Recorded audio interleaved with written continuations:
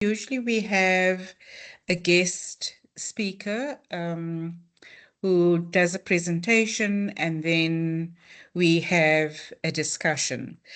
Today, it's mostly going to be your voices that are going to be heard. I do have some slides just to give people a bit of context. I see someone's hand is raised.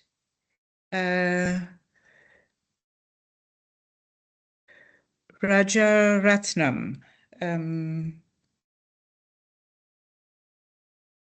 Did you have a question? Sorry, that was an error in trying to react to when you asked for. All right. This is embarrassing. No. It's all good. Thank you. Thanks for responding. So I think for context, I have some slides, and then the last two slides, I'm going to ask for some responses for you. And then we're going to try and get into an open discussion as soon as possible. Today, I'm expecting answers from all of you. So, as everybody knows, Shante, thank you very much, Shante, Siobhan, and Sibulele, who are in this meeting, for your assistance today. I've had some back-to-back meetings and I have flu, so please excuse me if I sound a bit off. But thank you very much for the background support. If we can advance the slide, please, Shante. So I'd like you to slowly read through Stellenbosch University Transformation Policy, a quote from that policy, how transformation is described.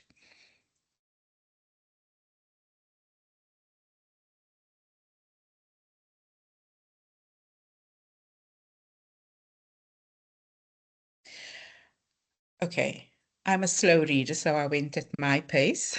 So I've given you some time. So there are quite a lot of adjectives that describe what Stellenbosch University views transformation as. What I would like to concentrate on are the words that say it seeks individual, institutional, and societal life of dignity, healing, justice, freedom, and equity for all. So through the changes that we make, the deep, perpetual, profound, intentional changes, what the policy talks about is systemic transformation at the institution.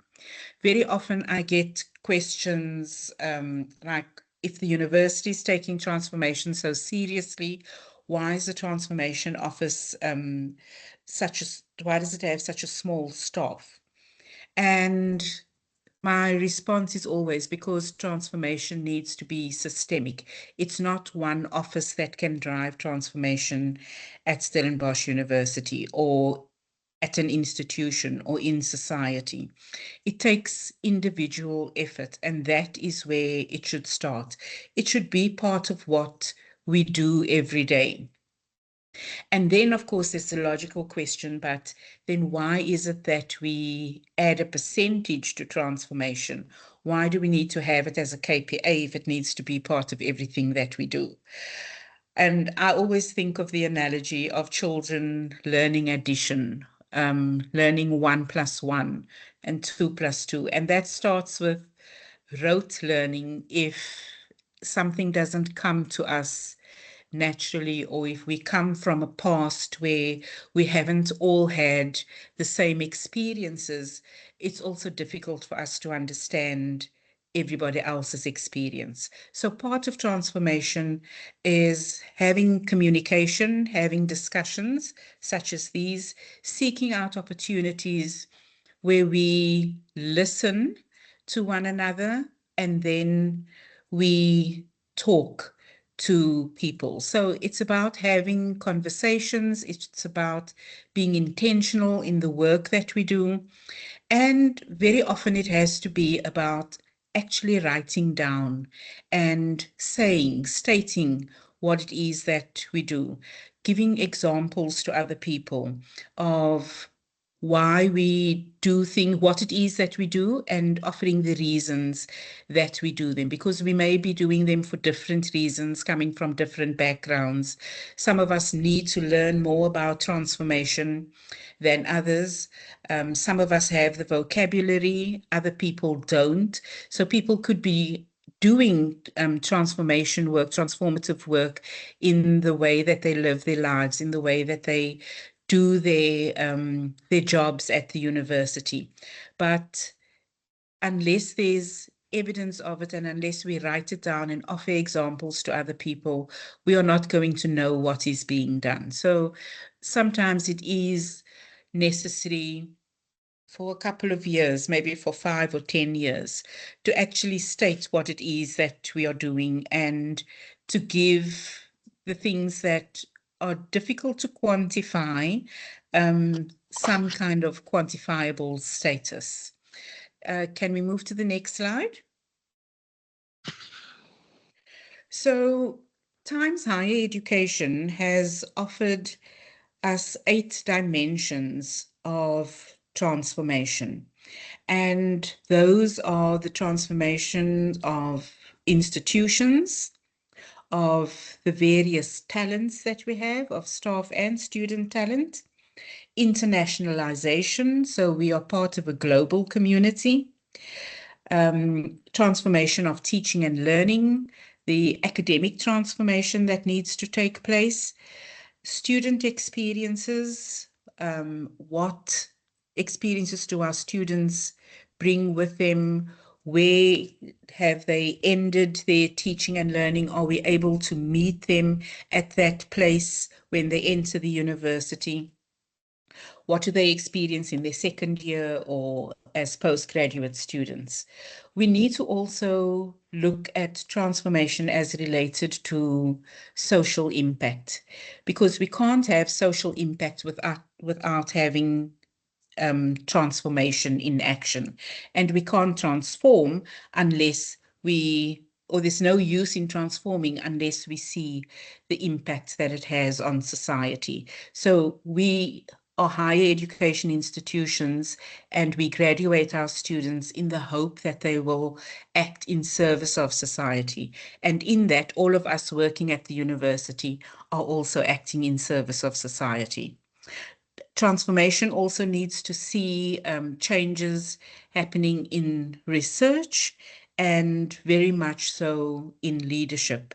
And this doesn't mean that transformation is a top-down approach.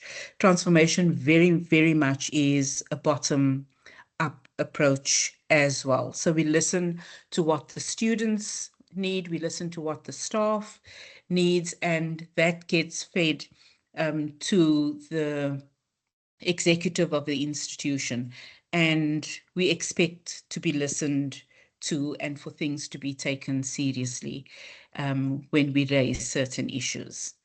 Thank you, Champagne.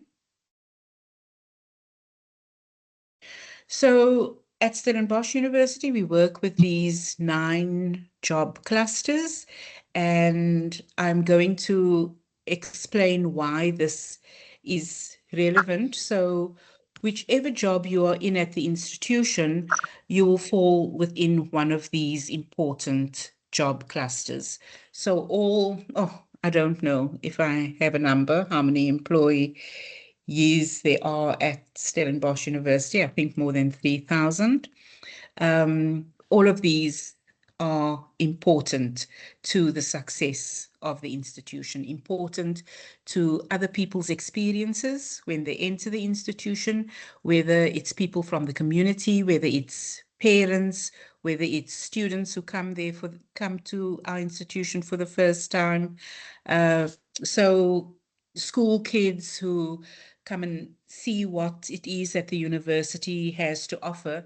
Each of these job levels is important to how people experience the institution.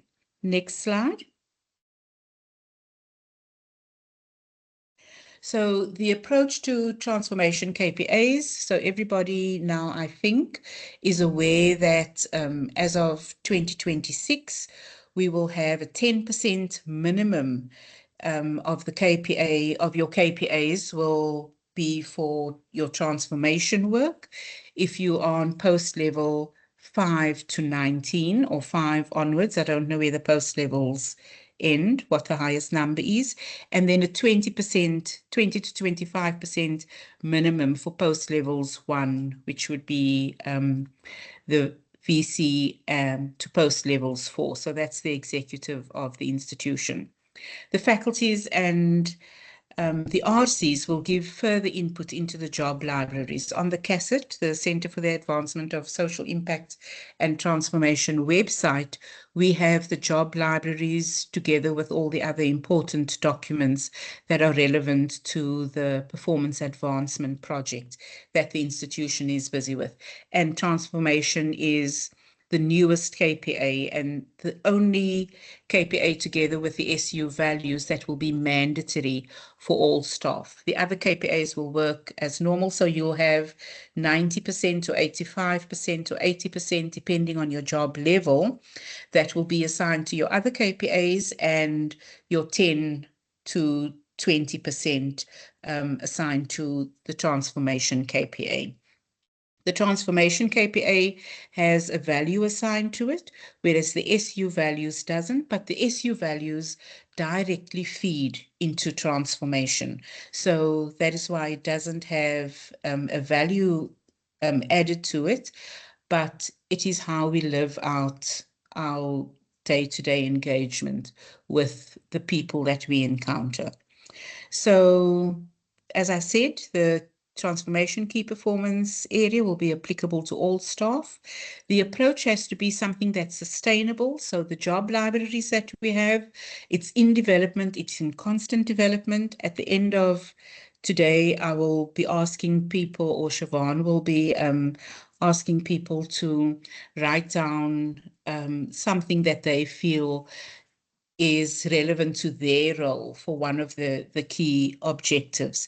And your input and your faculty and RC's input is going to help us build those job libraries. The emphasis is on the role of staff engagement. So it's not as though your line manager is going to tell you, you have to choose these 5 of the 6 objectives, or these 3 of the 6 objectives. Your department or your center might well decide for this year or for the next 3 years, or the VC might decide for the next 3 years, we are going to concentrate, or we're going to draw out 2 of the objectives as our main objectives. And then we will still work on all 6 of the objectives, but these are going to be our main ones. And then in conversation with your line manager, or between the line manager and the staff member, there will be a discussion as to which of the objectives you feel most aligns with the role that you play and how that will play out. So you will then have the indicators for that objective. So on the Oracle system next year, all the performance work plans are going to be done on the Oracle system. So there will be a drop-down menu for the 6 objectives. And if you choose student diversity or academic transformation or transformation competencies as your one, you will then have the opportunity in a block there to say, for this objective that I've clicked on, that I've said, yes, I'm going to be working on for the next year or 2 years, these are the descriptors that I would like to add. These are the indicators. These are the SMART measures. You will thus co-populate that with the line between the line manager and the staff member. It will be co-populated. It's non-formulaic, meaning that there isn't a one size fits all. You can have 3 technical staff in a faculty or in an environment, 3 managers, and for each one, those transformation objectives may play out in a different way. There will be different indicators depending on the person and how they would prefer to do their job. Staff member and line manager discussion will take place. It will not be called the work agreement anymore.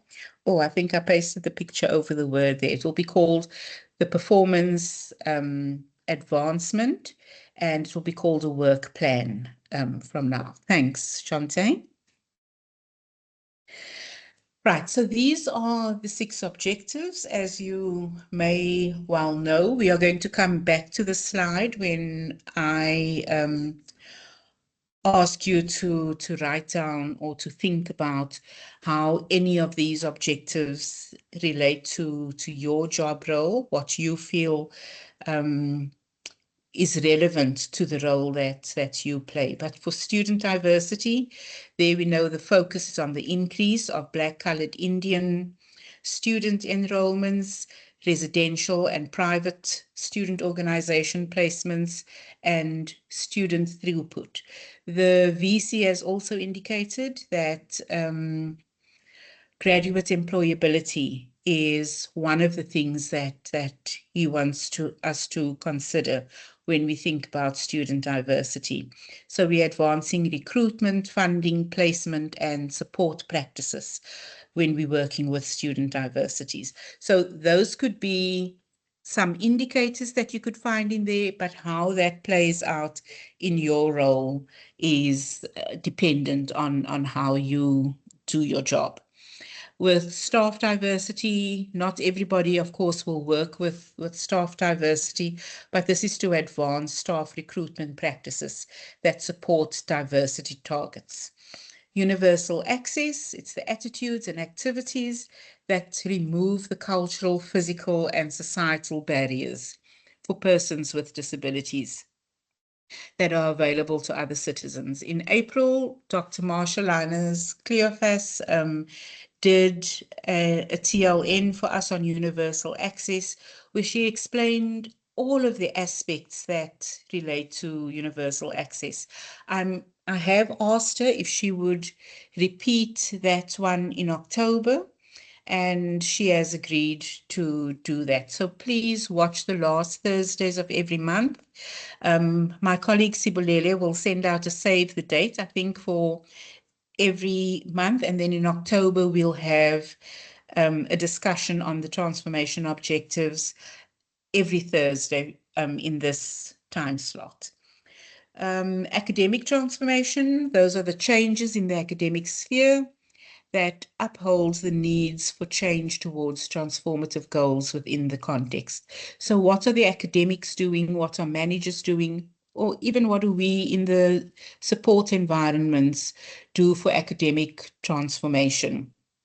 To ensure that students feel their knowledge is valid, their historical experiences and knowledge have been included in texts, in whatever it is that we teach, that every student feels that they are considered in the knowledge that's shared. And that can, of course, take various forms. The transformation competencies in our first TLN on the transformation objectives on the 27th of February, we got an indication that this one, transformation competencies and universal access, were the ones that the participants, the attendees, least understood. And this is probably because transformation competencies is the most abstract of all of them. But I like to relate this one specifically to the SU values of, now please remind me, I'm going to watch you. People can type as much as they want to. What are the SU values? You can just type one word at a time. Let me test.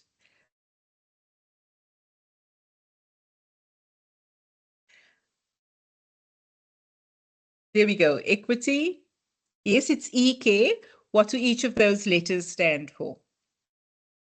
Accountability. Thank you, Sibulele. Compassion.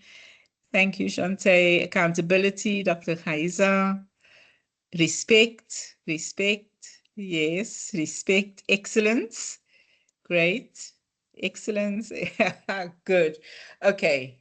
Your equity. Yes. Compassion. All right. So some of you have passed. The rest of you, I think we will have a class. Inclusivity. Inclusivity. EK, we don't have an I there, but inclusivity definitely is a framework with which we work, and it's very important. I've been reading, is it Dr. Krijgsman? I've been reading up so much on inclusivity, diversity, equity, and inclusivity. Those definitely go together. And those three together, I was having a chat with Siobhan the other day. When you draw those three circles and you have that, the area in the center of those three circles, inclusivity is one of the important ones that lead to students feeling a sense of belonging or staff feeling a sense of belonging. So definitely inclusivity is a very important aspect to transformation. Thank you. Thanks, everybody. And then we have broad-based Black economic empowerment. This is the empowerment of all Black people to increase the number of people who manage and own and control enterprises and productive assets, facilitating ownership, human resources, and skills development, achieving equitable representation. So this is towards achieving equitable representation. Very often at our institution, especially, we work with companies or with people, service providers that the university has habitually used. And very often those are, especially in Stellenbosch, with its history, those would be white-owned businesses.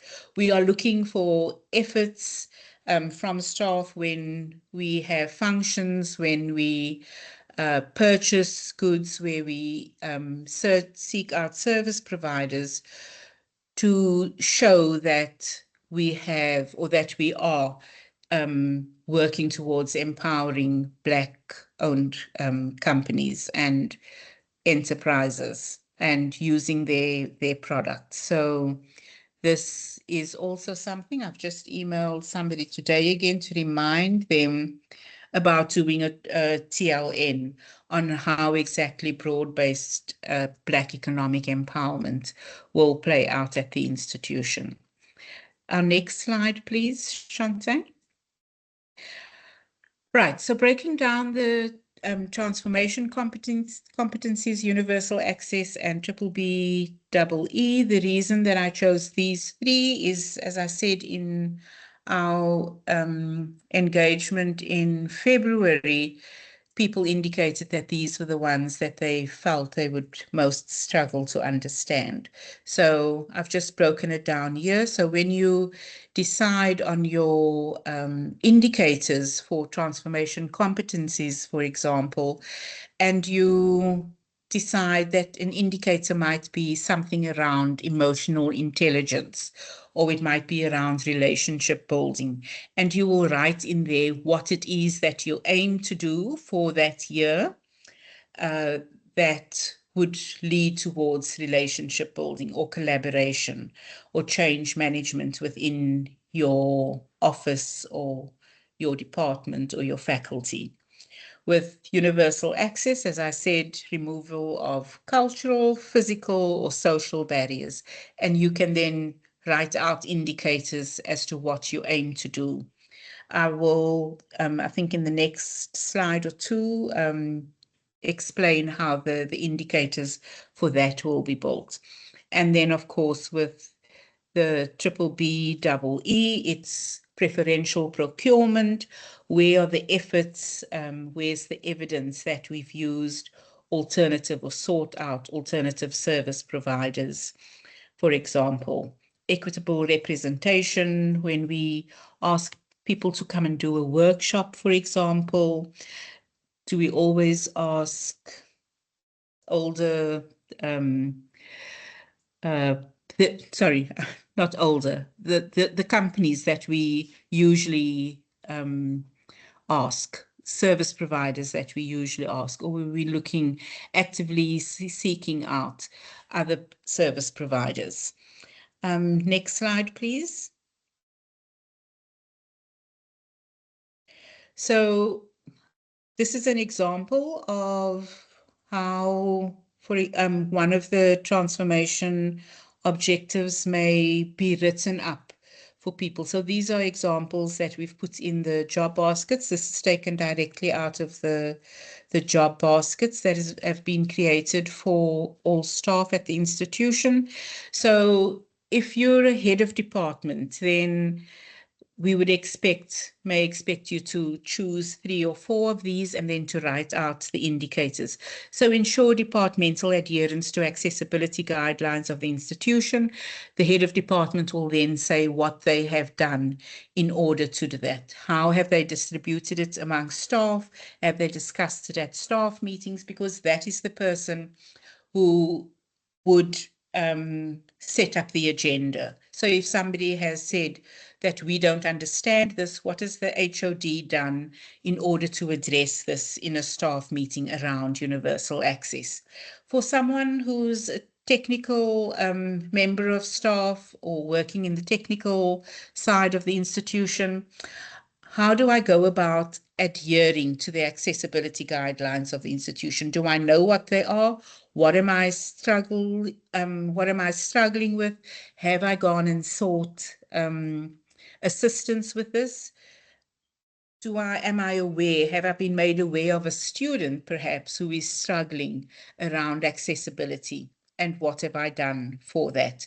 For the lecturer, it would be how am I supporting the institutional priorities through my teaching and learning regarding success, academic excellence for my students? What am I doing in ensuring that there's equity for my students who have accessibility needs?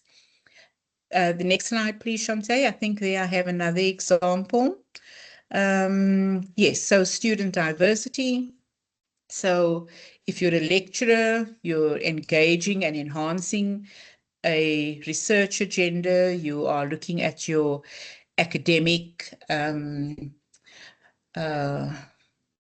materials that you are using to ensure that students feel that they are also represented. You prioritize student success through finding different ways of engaging with students who learn in different ways. If you're a researcher, you're engaging in transformative research, sustainable research. And then if you're technical staff, you are creating or contributing to a welcoming culture of belonging in spaces, ensuring that students who maybe are not able to navigate Sun Online or Sun Learn because they haven't had computers in their schools before to guide and assist students. So it doesn't mean to say that, oh, I don't have control over who the university welcomes to the institution or who gets access, who gets accepted at the university because I'm technical staff. Student diversity also relates to how we retain the students. And once the students are in the institution, what do we do to enhance student retention? Because we do also know that the students who leave the institution without having completed their degrees are mostly Black, coloured, and Indian students who leave before they have completed their degree.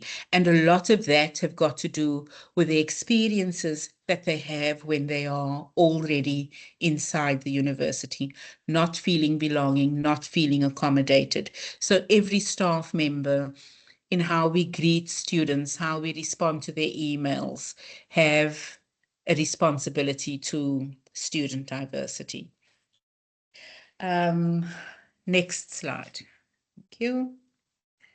Right, so the SMART indicators, I'm going to go through this very quickly.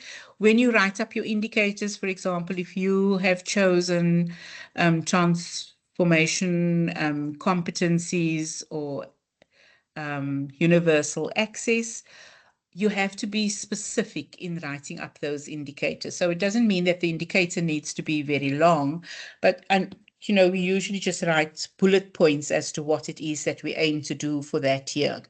But it needs to be clear. I intend to renew my program. That is not enough. What about the program do you intend to renew? These are the books that I intend to replace. These are the materials that I intend to make available in different forms. It has to be measurable. So I should be able to see by the end of the year that I've done 40% of it, or I've done 80% of what I aimed to achieve. It needs to be achievable. They shouldn't be too easy. It shouldn't be things that you've been doing for the past 10 years. It should be something new, but something achievable. It needs to be relevant for the target. So if it's around student diversity that you are working, or academic transformation, then it needs to be something relevant. So if it's around history, then it will be relevant to historical things that we've been teaching around history, or social impact, or something like that. I hope I'm making myself clear. And then time bound. Of course, you set your goals, your measures at the beginning of the year, and then you say, by the end of the year, I would have achieved this, or by October, I would have achieved that. By June, I would have looked at new assessment methods. And so by the time the exam comes for the students, you'd be able to say, these are the assessment methods that I have changed. And then by the end of the year, you can see whether it has actually helped students to do that. So I would like you to take some time right now, if Siobhan could share the, what do you call it, Siobhan? The form. I've gone The blank. The MS form, the office form. If you can open that form and just fill in the details there, and write down just short phrases, or even if it's just a word, as to what the transformation objective is that you would think of. You can choose one, and then what kind of indicators you think we could add to the library. So I'm going to give you, Siobhan, do you think 10 minutes?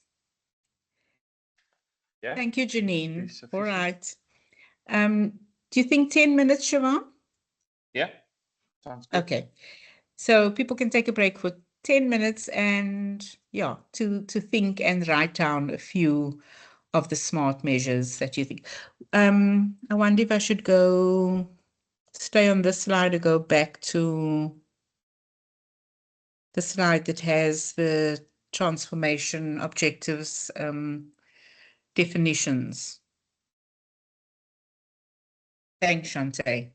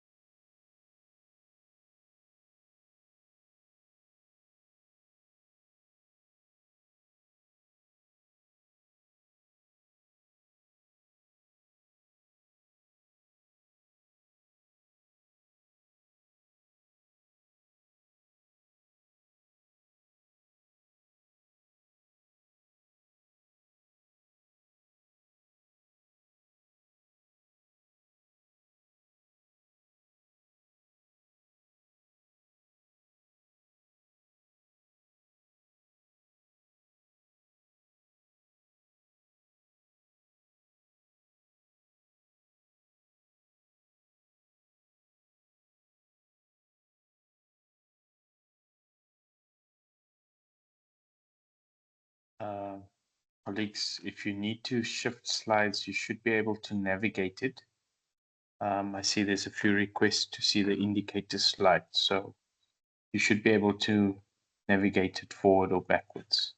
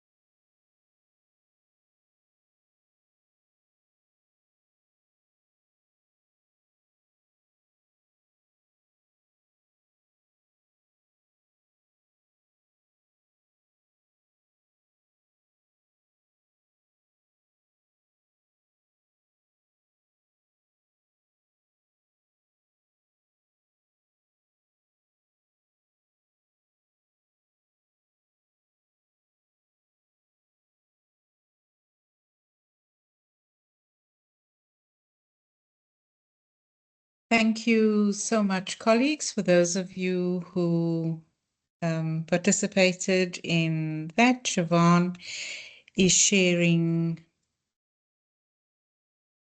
I see we got 12 responses. We could have done better.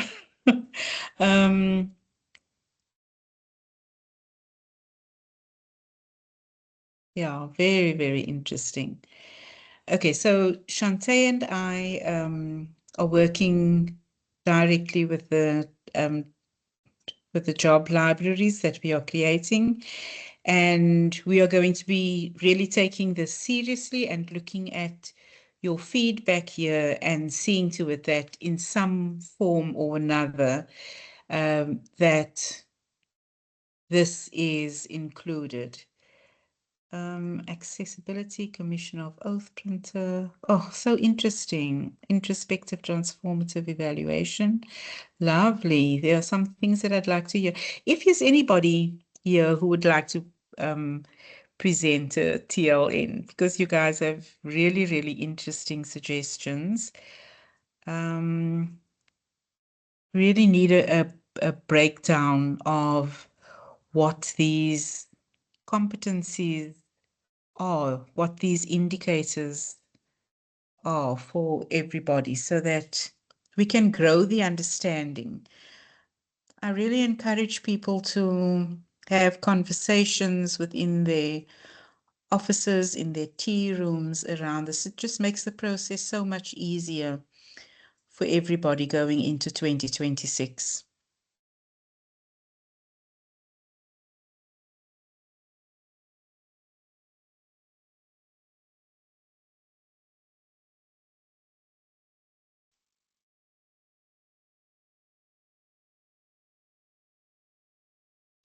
Thank you very much, Siobhan. We have this form on record now, and so we will be really taking your recommendations, your suggestions seriously. Can we share the slides again, please, Shantae? Sure. Thank you. I understand that some people have lectures to get to, so we realize that often people leave at 2 o'clock, which is completely understandable, but please don't leave if you don't have to. But the slides will be made available afterwards. Sibulele will share the link to the slides, and it will also be on our website. If we can go, I think the second last slide, Shantae. I think slide 11.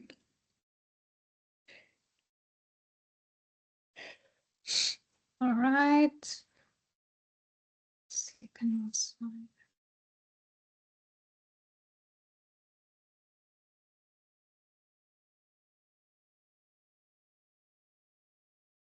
Can you see my screen?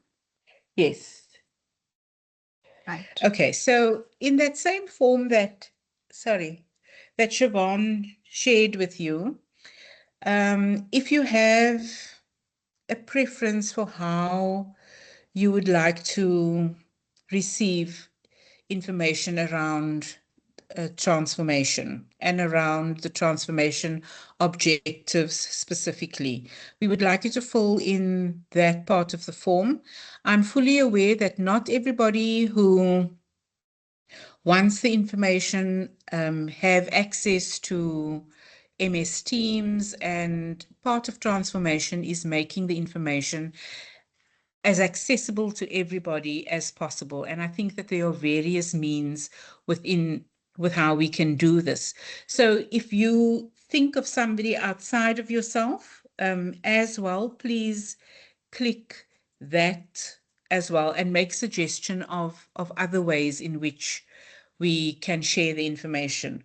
what I often also suggest to people is if you have somebody working in your office or in your environment who doesn't have access to a laptop, to Teams over lunchtime, and you know about these transformation learning networks that's taking place, because the transformation objectives, the transformation KPA will be for every staff member at the university. Please invite people to sit with you, or organize one of your rooms that has a big screen, and then you can have these TLN sessions as an engagement in your office or in your environment. That also really helps to include everybody in how this information is distributed.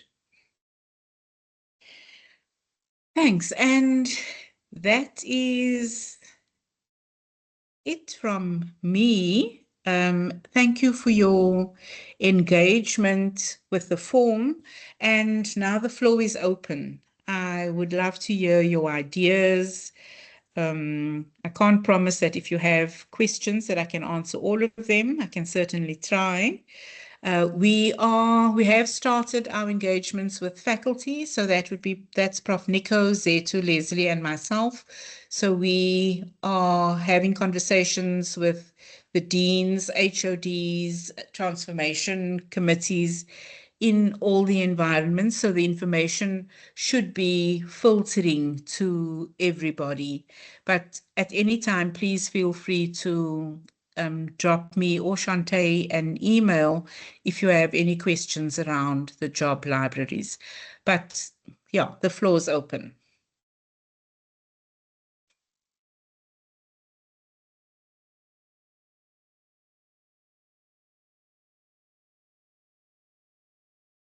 No comments? Any of the transformation objectives that you'd like to talk about? Leila Groenewald, go ahead. Thank you. Thank you very much. There's so much here that's very valuable and positive, but I wonder if it's okay to ask about possibly rethinking the use of emotional intelligence, because intelligence is often understood as something that's a quality that's innate and that a person possesses or not, and which could be a real barrier for people living with invisible disabilities. And I would think that when we're talking about transformation objectives as something for performance, um, what we're actually wanting to reward or to encourage is effort in the right direction. So if possibly that concept could rather be broken down into specific, more tangible actions that a person takes than a quality which, automatically disadvantages a particular group. I don't know if that makes sense. That thinking is informed by the Lead with Disability program, which I've been attending. And when we talk about universal access and universal design, so that's the kind of thinking that's informing that comment or that question. Thank you. Okay. Yes, thank you. We are also learning every day. So yes, for our own and my own transformation competency towards universal access. That's important for me to know. Thank you very much for raising that. I'm now not sure that I heard everything that you said, but do you have an alternative suggestion? Did you make an alternative suggestion for emotional intelligence? Because it doesn't necessarily have to be that. We can have some other, Yes. So I yeah. really like the issue values. I think that striving towards or showing evidence of aspiring to the issue values would boil down to the kind of emotional intelligence we are hoping to see in the workplace. So maybe rather concrete examples of aspiring to equity, respect, compassion, etc. would for me be a better way to think about evaluating that. Thank you very much. The SU values are we do encourage staff members to have a chat with their, between them and their line manager. And it's not to say that people have to tell the line manager what they are going to do, because as with this engagement happening between us and, at CASET and you, the participants in this discussion, we learn from other people all the time. So I think that's brilliant. Thank you. Yeah, I think Shantae and I will make a note to add that, because we do often get questions about, where do the SU values fit in? And I always relate it to the transformation competencies, because they are rather abstract, these competencies as well as the SU values. And I think it's very good to relate them like that. Thank you very much, Leila. I see one more hand. It's Rihanna Engelbrecht. Engelbrecht. Yes, I just want to comment leave a comment here. So we are talking about advanced staff recruitment practices that support diversity targets. That's one thing. But what about the retainment of staff, just to keep them here? For instance, what do we do to help our staff members to get their children in schools of their preference?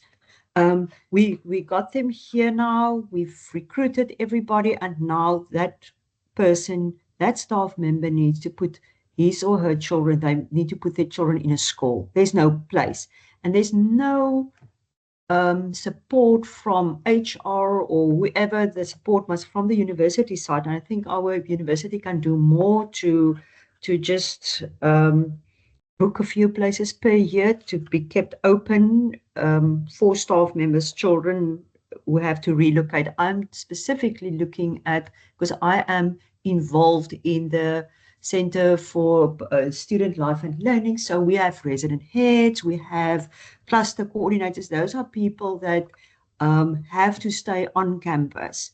And now to relocate them and put their children in schools, we really have a lot of challenges there. And that might lead to that we are losing people. And also with the academics, I've seen it. So people just go back where their families are, because they literally, this community is difficult to get into. And also to support people in relocating, not just paying the movement costs, but also how to relocate, give them a buddy system or something to help them to ease into society here, because you need community, especially if you come from up north, very far from here. That's just my 2 cents in this matter. Thanks. Wow. Aspects that, I don't think I've ever considered or heard anybody else considering, but really, really very relevant. Yeah, I wonder if you could email me that suggestion. I think my email address is relatively easy to find, but I'll just post it here. Then it's something that we can take up, but also that, this that you've explained now, we shouldn't neglect the power of repeating such ideas when we have conversations with people. So when the roadshow comes around to your I don't know if you're in a faculty or as well, but when we do come around, to raise that point there so that we can take note of it again. And very often we need to repeat a message 10 times over before it actually, gets somewhere. Thank you for that comment. The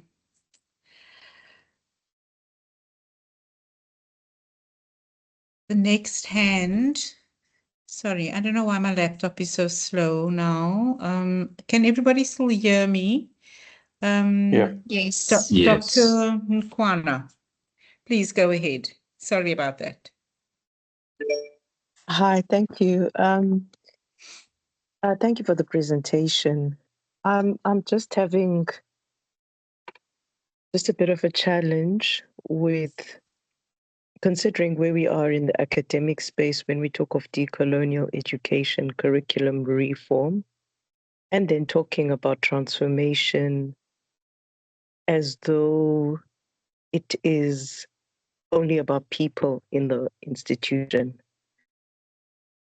And there are places where we have made sure in our reading lists that our students learn about inclusive education. They learn about the historical aspects of South Africa and the post-colonial discourse. That now when we come to talk of student diversity and staff diversity, it it doesn't become it doesn't synchronize, because on a day-to-day it's not about that the people that we are to teach must be a different races or different groups. It must be everyone that we teach is coming on to understand that knowledge is wider than it has been, if I can say, pre-1994.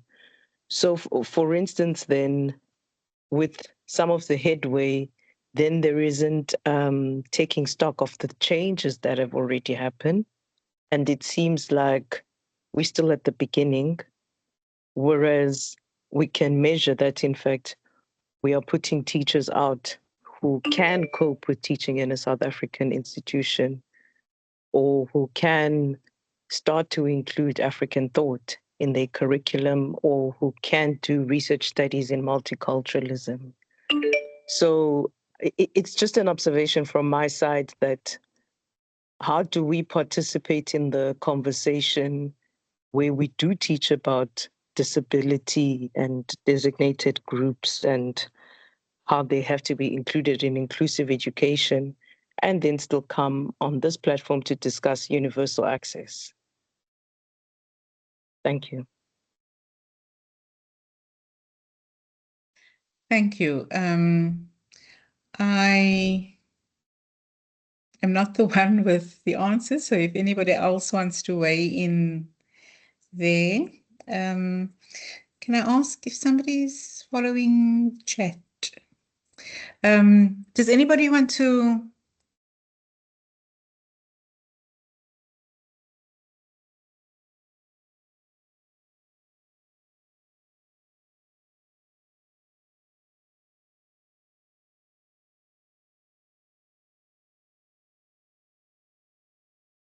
Jean, we seem to have lost you.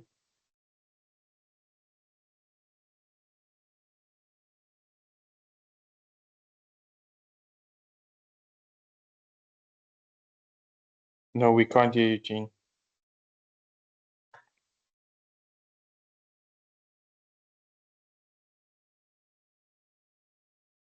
Can you hear me now?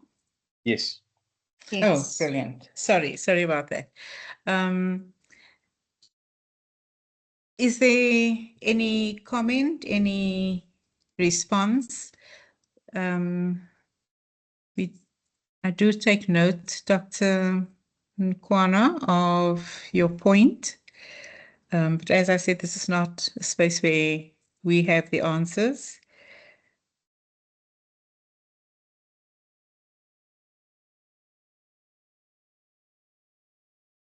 No. Are there any other comments or questions? Aldridge, please go ahead. Good afternoon, everyone. Can you hear me, Jane?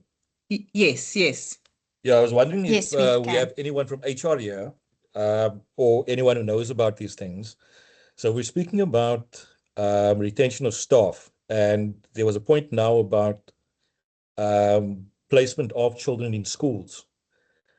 Who does HR prioritize, or who does the university prioritize in terms of assisting with placement in schools?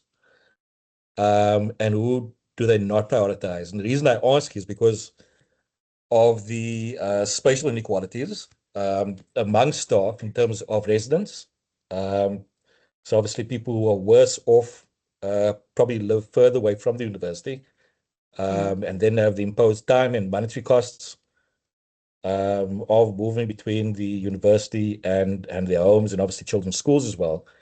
And obviously those people would benefit most, relatively speaking, by having their children in local schools. So my question is, does the university assist with that, if it cares about retention of staff? And if it does assist with that, do they prioritize certain people?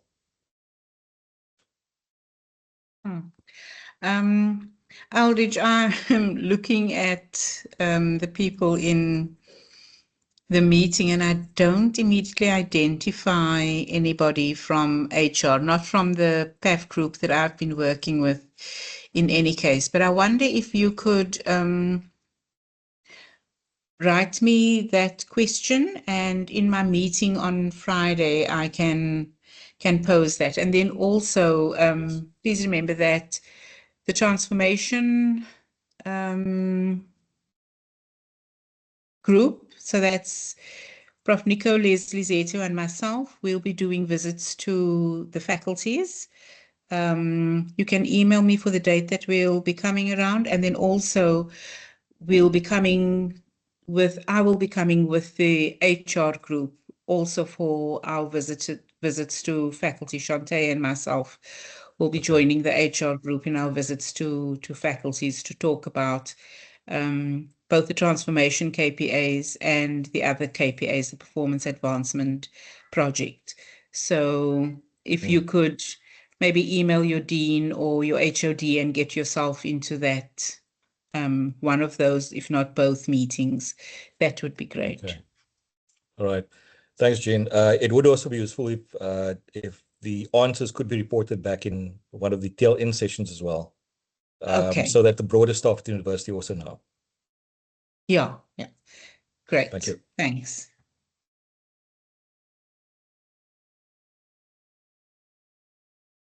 Anything else? Please.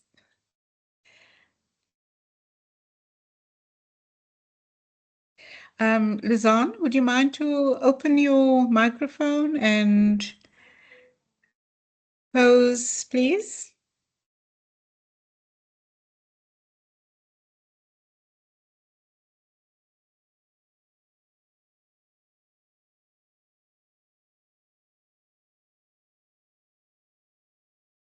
Lizanne, are you able to?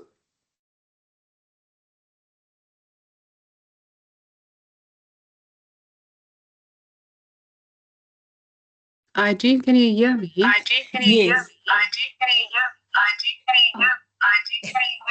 Oops. There's a great echo, Lizanne.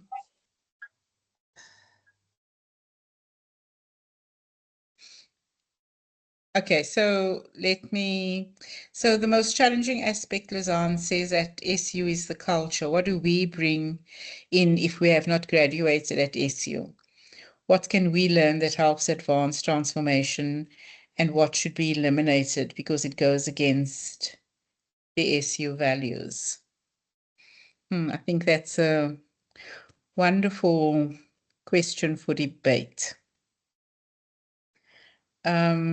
Does anybody want to weigh in there?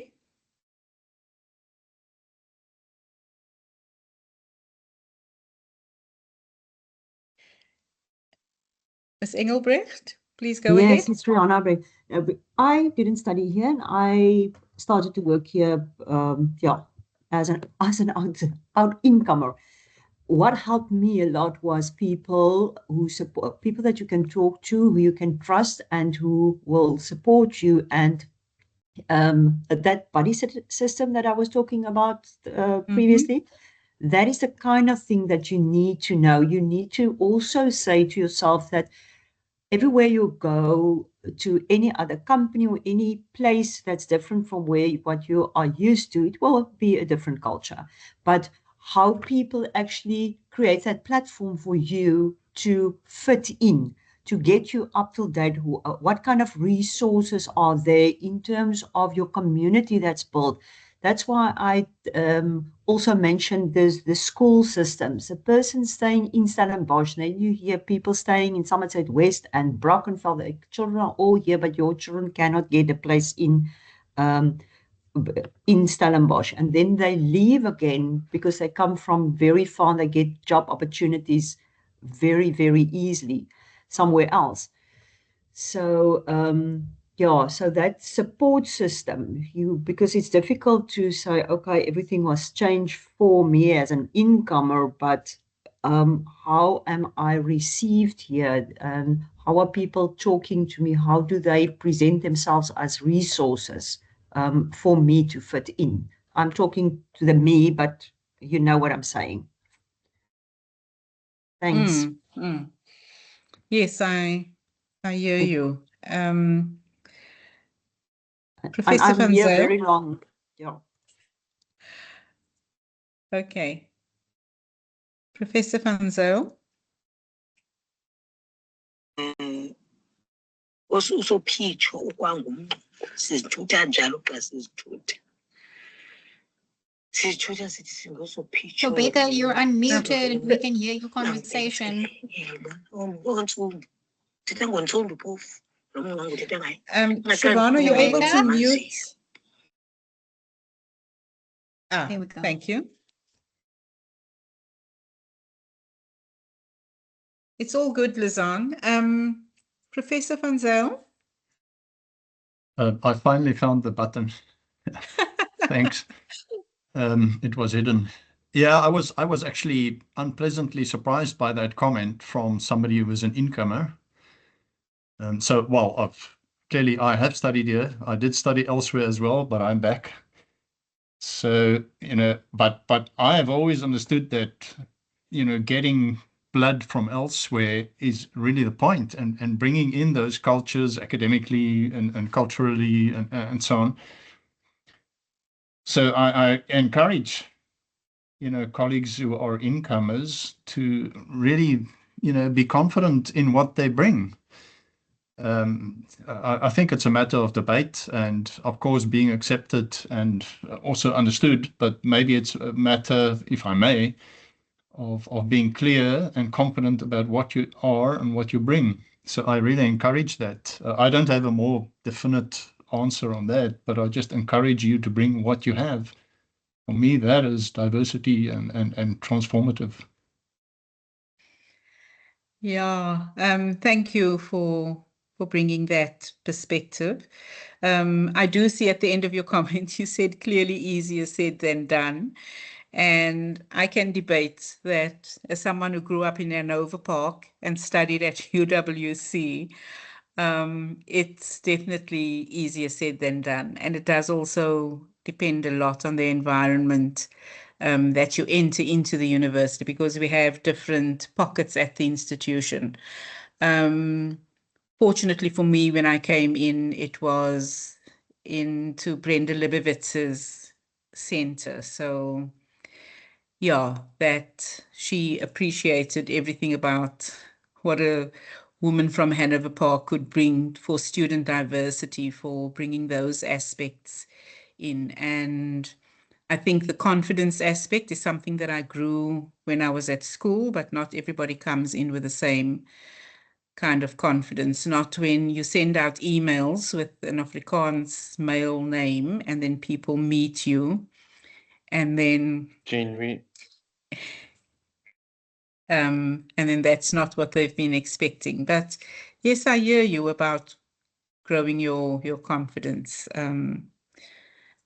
I see two other hands. Lizanne, please go ahead.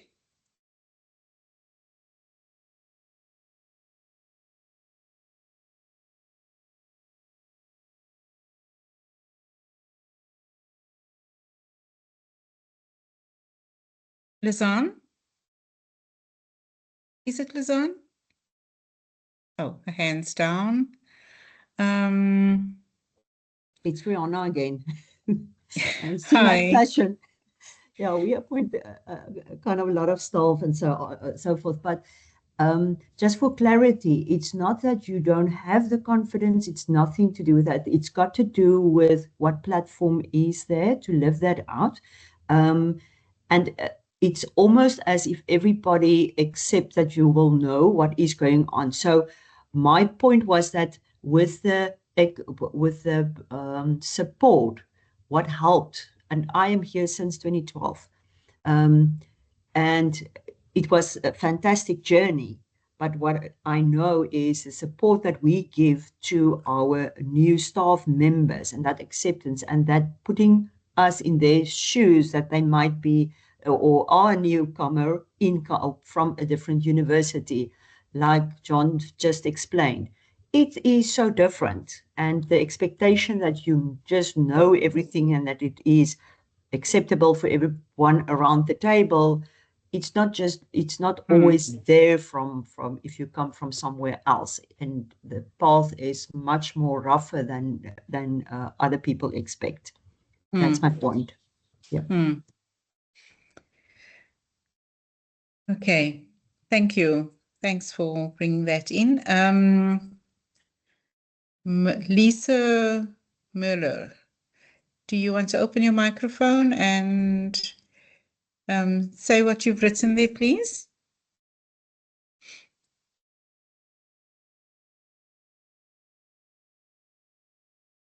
Sorry, Jean, she said the microphone is under the weather today.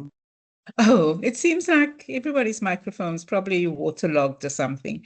Okay, so she says there around transformational competencies, a sliding scale within a job level, directly relating to our work performance for job levels other than academic staff. You notice promotions yearly for academic staff, but the sliding scale is in the lower job levels are rarely addressed. I believe this also touches on the visionary thinking and change management under our transformation competencies. So, yeah, and as I said, the more we talk about something, the more we can bring it onto the agenda, the more we discuss and get other people's ideas around it, but also spread the message that these are things that that weigh on us. How do we get promoted? Where's the room for movement within the institution in certain job levels? I don't like to speak about lower job levels, but I suppose that is also the way that a hierarchical institution is set up. So to be realistic, that is the reality. And Lizanne says we continue to learn from one another. We make a lot of mistakes. We apologize and make agreements to do better next time around. We all grow and learn as we go. Yeah, and some of us learn slower and others are just expected to take the lessons hard on and then turn up for work the next day as if nothing bothers us. So many human beings and so many issues and challenges that we deal with daily. That these transformation objectives can fit onto one slide, but there are so many issues that surround the many people who have to work with them. Anyone else? Anybody would like to write the name in the chat to do a TLN for us to facilitate one? It doesn't have to be around specifically the transformation objectives. If we take maybe transformational competencies or something around the SU values or anything, I think if you're an academic or maybe even not academic transformation, Prof. Klute is offered. That's great. I don't see it. I'll tag you in a sec. Thanks, and I'll email her after this. Alison, please go ahead.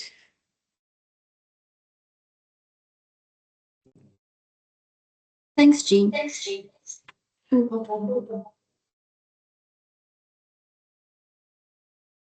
I go on now? Yes. Okay. Sorry. Yeah, no, I just remember like when I initially started to learn about this performance advancement framework, the idea, or at least from my understanding, I'm listening to what Mrs. Miller is saying about a job and progression in your work, is that the new performance advancement framework was also supposed to address issues that has to do with progression, also for service staff, people that are not academics. And I appreciate that it's now, concentrated on issues of transformation. That is very important. But I also kind of feel like a little bit cheated, because this thing about staff progression, especially for people that are not academics, it seems to me that it's kind of now off the table. And for me, that is a little bit unfortunate, because it is also something that cannot be separated from transformation matters if we look at the staff profile of our university.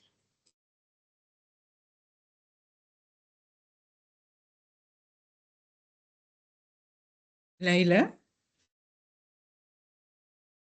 Thank you, Alison. Thanks. Leila, Yes. go ahead. I just wanted to agree and reiterate what Alison said. And I think it really links to the issue of one of the aspects of Stellenbosch University culture that is so overwhelming when you come in from the outside, is the entrenchment of hierarchy. And one of the ways in which that's reflected is really this the character of the relationship between academic staff and past staff as a whole, which I experience as quite negative. And I think that lack of opportunity for past staff to progress, people who just get stuck, is probably feeding into the character of that relationship. Thanks.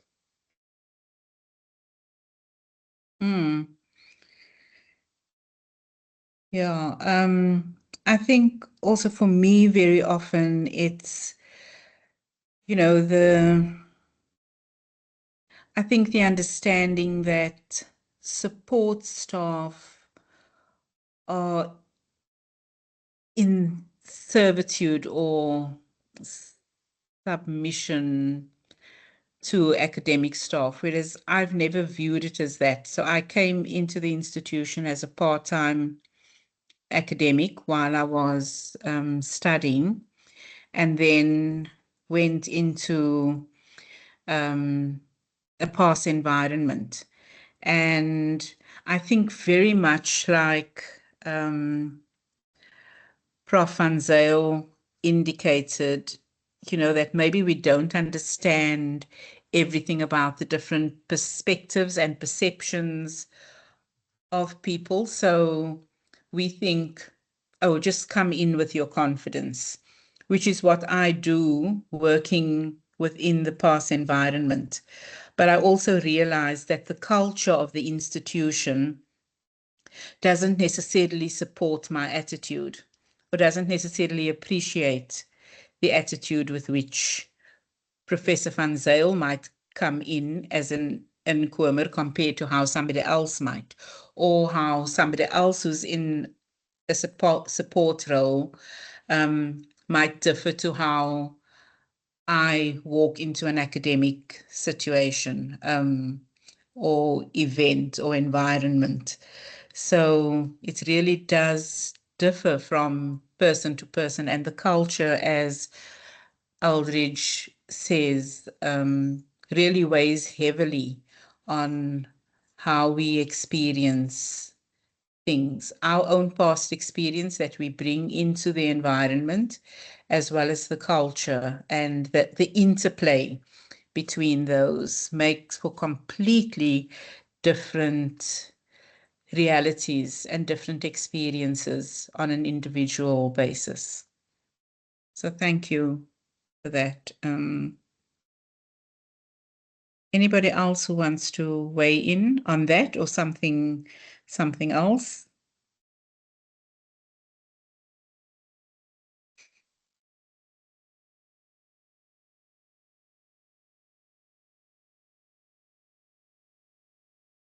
No, is this the end of our chat, our engagement? I thank you, everybody. Please be looking out for the emails from Sibulele Mboy. She will be sending out save the dates, which I think would work better because I don't always have the topic way ahead of time. I'm hoping over the next few months. So at the end of June, the last Thursday in June, I'm hoping to put together a panel discussion on academic transformation and transformational competencies with Prathika Naidu, Ronald Carolison, and perhaps Therese Fish. So I'm looking at a panel presentation and then a discussion. And thank you, Siobhan. And then again, the last Thursday in July, we will have somebody, I think, talk on student diversity, Christelle Fate. Heidi October, also around students and transformation competencies and academic transformation. We'll have Marsha Linus Cleophas again in October on universal access, and Marsha and Luigia. And then in October, we'll have one, hopefully every Thursday, also talking around transformational objectives. I'm inviting somebody to talk about digital transformation. I've extended an invitation to Leanne Kyler around digital transformation. So please look out for those emails. And if you want to save the date now already, but Sibulele will be sending out those save the dates. We might not have necessarily the topics for those Thursdays, but the TLNs will definitely be happening on those Thursdays. Thank you very much, everybody, for making this a stimulating conversation, for engaging, for doing the feedback. The feedback means so much. Positive, negative feedback. Please give it to us so that we can improve on these. I have to extend a big thank you to my colleagues, Sibulele, Shante, and Siobhan, without whom this cannot happen. I couldn't put the PowerPoint together, have the feedback forms, have the invitations sent out. And without you as participants, we won't be engaging around the institution in this way. So the engagement is really, really important. And please also, when you receive the link to the recording, share it with your within your environment and raise awareness in the staff meetings about these engagements and also share the links there. Thank you very much. Bye, everybody. Have a wonderful rest of your Thursday and keep warm. Enjoy the Friday when it comes around together with the weekend. Thank you. You are much appreciated.